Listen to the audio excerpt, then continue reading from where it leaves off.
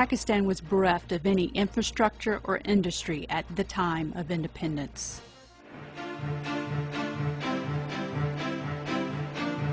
Developmental work began on a mass scale. Pakistan was rapidly becoming a nation to be reckoned with. It was a stable nation with a rich culture and a booming economy. Comparable to the developed countries of today, Prime Minister Liaquat Ali Khan visited the United States in 1951, and Pakistan joined the free world. Pakistan became a frontline state in the wake of the U-2 episode.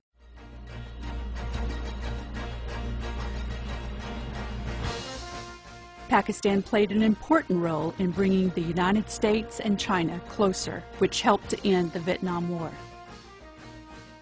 When Pakistan was in need of help and backing from the international community in 1971, it was ignored.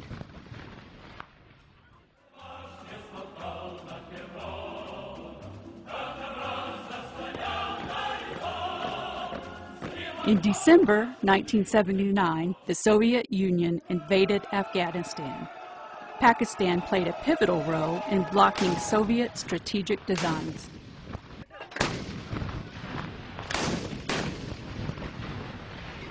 The federally administered tribal areas, commonly known as FATA, covering an area of 27,220 square kilometers, enjoyed a unique status as the locals relished sheer liberty as they were bound by their own code of conduct. Jihadis came here from all over the world and were trained with sophisticated weapons to launch their operations against the Soviets in Afghanistan.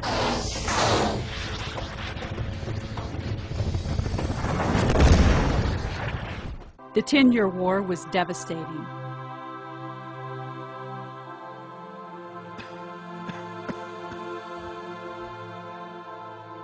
Over 3 million Afghan refugees crowded in camps, as well as dispersing into other parts of the country. There was no infrastructure in place to take care of these refugees. And to add to Pakistan's woes, sectarianism, gun culture, and a booming trade in narcotics prevailed.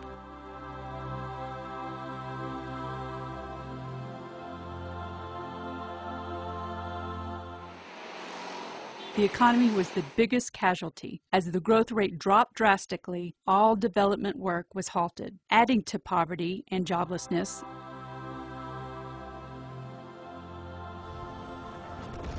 Soviet Russia withdrew. As a result, the Berlin Wall was dismantled. At the same time, the Western powers left. There was no scheme to disarm, demobilize, and rehabilitate the Mujahideens. Now, the whole world is paying the price.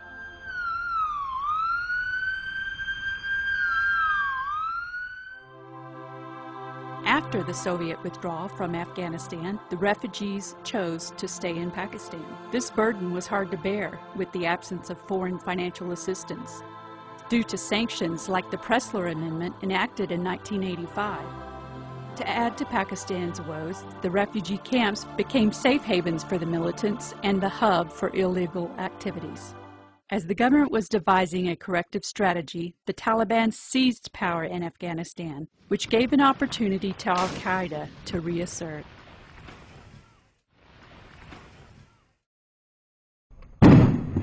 After 9/11, once again, Pakistan was compelled into war. The Taliban regime was pulverized in a matter of days, but the remnants of the Taliban and Al-Qaida still posed a formidable challenge to world peace and security. Many of them crossed into tribal areas of Pakistan to escape bombardment. As restrictions were imposed on cross-border movement, the government deployed 150,000 troops in the porous and treacherous border stretching 2,650 kilometers. This move was challenged by the Taliban and their local sympathizers, who with the sophisticated weapons and modern technology entrenched themselves to fight with the security forces. In scores of military operations, several high-profile targets have been killed and captured.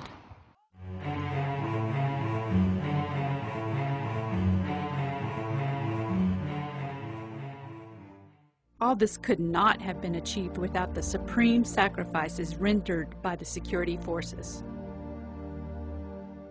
Up till now, thousands of soldiers have embraced Shahadat, while thousands injured, leaving behind bereaved families.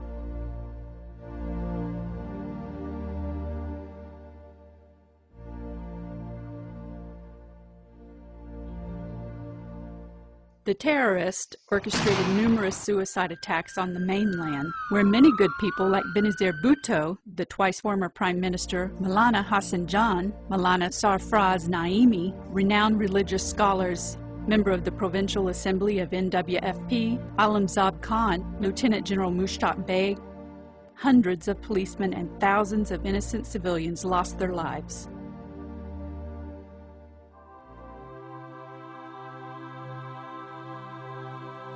The whole of Pakistan was put under a state of high alert.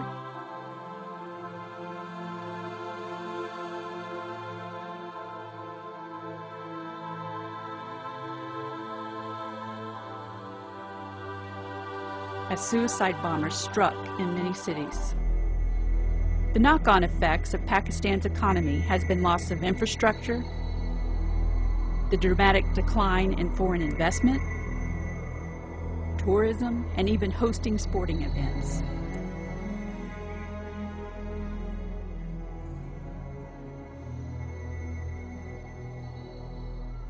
The total losses run into billions and billions of US dollars.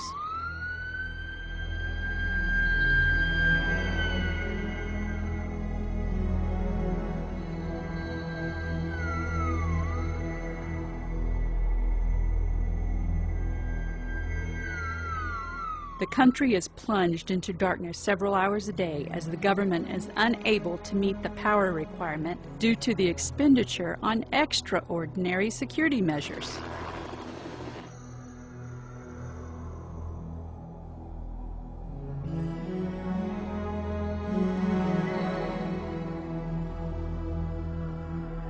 The industry is closed, people are out of jobs, businesses shrinking. Every bomb blast crashes the stock exchange, and even then the resolve of the Pakistani people has not wavered. Islam spread in this region through Sufism, which teaches love, respect, and service to humanity. The Taliban contradicted this belief and imposed their own beliefs by targeting shrines of Sufis. The apathy of the world community to the happenings in Pakistan, combined with the typical social milieu of the tribal areas, helped insurgency sweep into Malakand division. Efforts were made to bring peace through the process of development, dialogue, and deterrence. Peace agreement was signed with reconcilable militants, but before the ink on the agreement dried, the militants violated the agreement blatantly.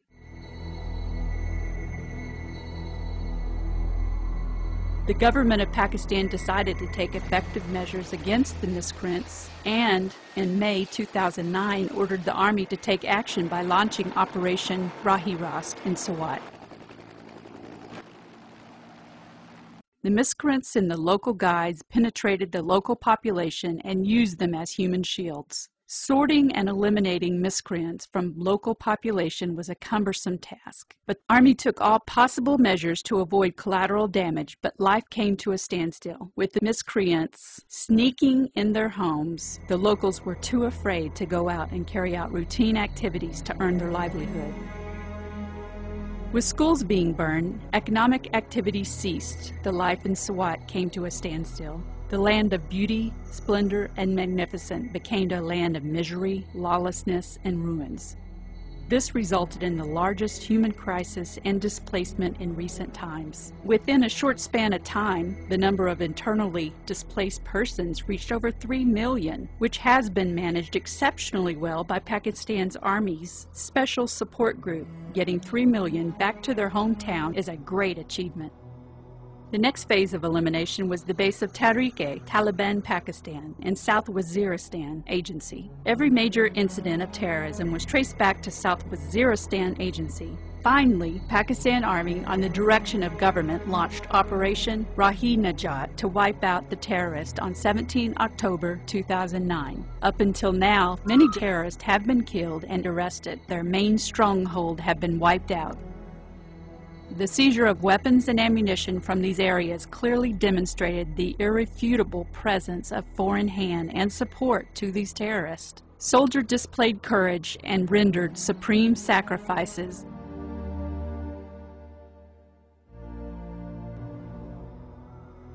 Terrorists in desperation are attacking innocent civilians and targeting bazaars, banks, and universities. The entire nation is backing the Pakistan Army, and peace will prevail. Evil forces will be defeated. This region has become a theater for holding proxy wars at the expense of Pakistan, and yet as a consequence, there is a blame game, accusing Pakistan of harboring terrorists and not doing enough, when in fact Pakistan itself has become the victim. U.S. Secretary of State Mrs. Hillary Clinton said, I mean, let's remember here, the people we are fighting today, we funded 20 years ago. And we did it because we were locked in this struggle with the Soviet Union. It was President Reagan in partnership with the Congress, led by Democrats. Now, here is a requirement to adopt collective approach to fight the stateless, borderless enemy of humanity who wants to spread illiteracy and intolerance. In 1979, the U.S. Congressman Charlie Wilson appealed to the U.S. Senate to donate just $1 million for building of schools in tribal areas. His request was turned down, and sadly, illiteracy prevailed, sowing the seeds of dissatisfaction which created a vacuum for education, and the mushrooming of madrasas become a breeding ground for militancy and extremism. Police stations have been bombed, hospitals have been attacked, schools have been burnt, places of worship have been targeted. In fact, Pakistan's way of life has been threatened. The peace, prosperity, religious freedom, social life, economic development, and all the pleasure and pride of our children has been snatched, leaving behind psychological scars, miseries, tears, and cries of anguish. The human and material losses of Pakistan are greater than any other country in the world. Billions and billions of dollars are required to rebuild the infrastructure with a Marshall Plan.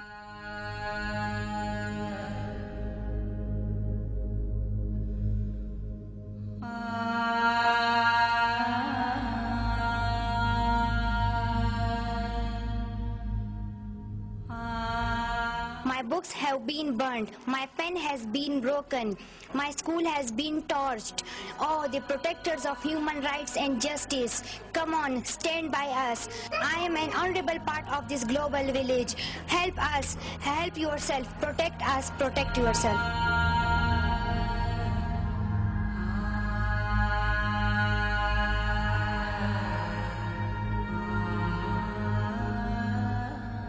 And that is the price of peace.